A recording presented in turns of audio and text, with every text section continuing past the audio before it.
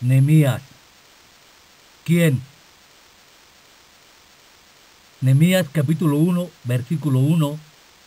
Palabras de Nehemías, hijo de Alcalías. El libro está escrito en primera persona, hecho único en el Antiguo Testamento, viniendo de un hombre de Estado, exceptuando los lugares en los que Nehemías cita documentos de Estado y registros, en los que él mismo se cita en otros hombres, o bien cuando hace menciones en cuanto a su época. Los pasajes siguientes son extractos de sus memorias. Capítulo 1, capítulo 11, capítulo 12 y capítulo 13. Los autores pertenecientes a la alta crítica atribuyen a este libro, al igual que los de Crónicas y Esdras, a un autor anónimo del siglo IV, que para escribirlos habría utilizado documentos antiguos, así que su contribución se limitaría solo a algunos versículos. Cuando el libro abarca unos 15 años, del 444 al 432, o tal vez al 431. Uno de los argumentos invocados para ir en contra de la idea que sitúa la composición del libro en el siglo V es la mención de Yahshua en la lista de los sacerdotes. No obstante, Josefo explica en su libro de Antigüedades capítulo 11 versos 8 y 4 que el sumo sacerdote de la época de Alejandro Magno en el año 330 se llamaba Yahshua.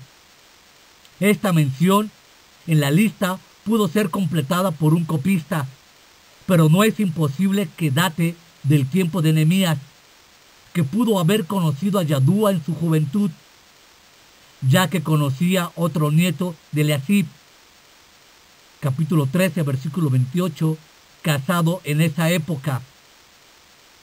La mención de Darío el Persa en capítulo 12, versículo 22, no es más determinante para fechar esta composición en el siglo XV, ya que estas investigaciones recientes han probado este título y se utilizaba normalmente en los documentos oficiales durante el periodo persa para referirse a 6 soberanos distintos del siglo IV. En los días de Nehemías tampoco prueba de manera clara que se trata de un pasado lejano, ya que la fórmula en tiempos de se utiliza también para otras personas.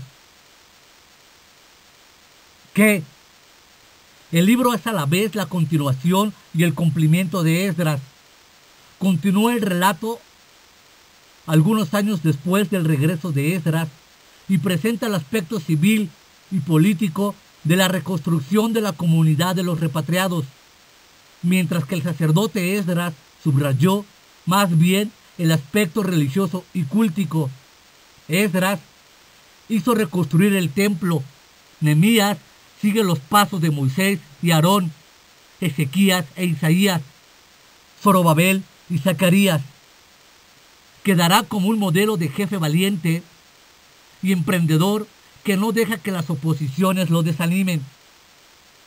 Al lado de los capítulos históricos, los libros contienen media docena de listas: constructores de la muralla, repatriados,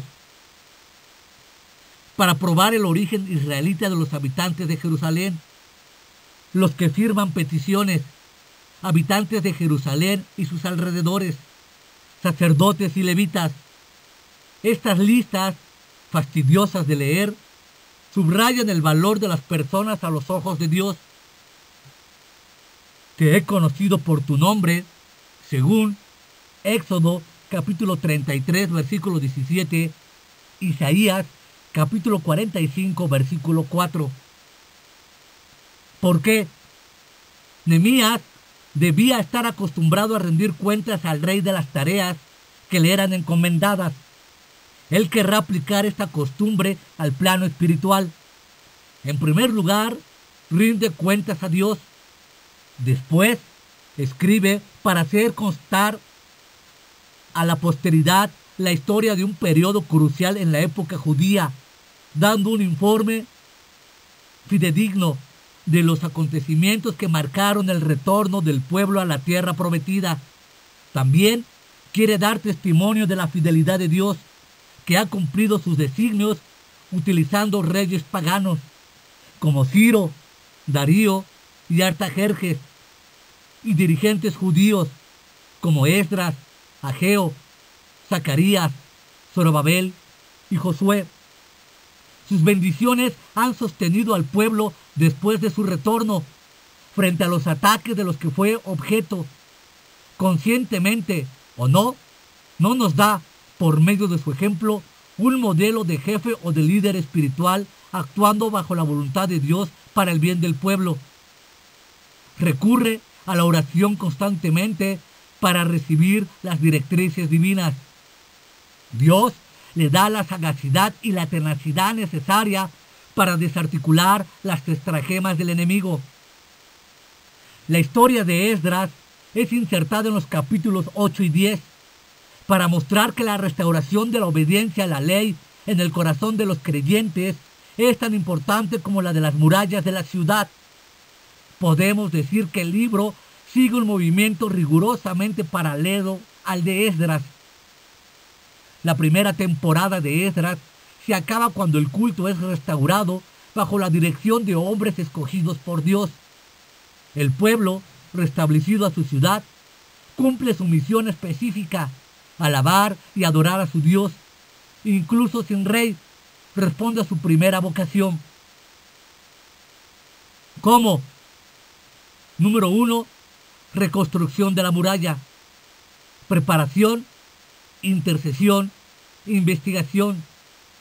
Reconstrucción, comienzo, interrupción, finalización. Número 2. Avivamiento de los habitantes.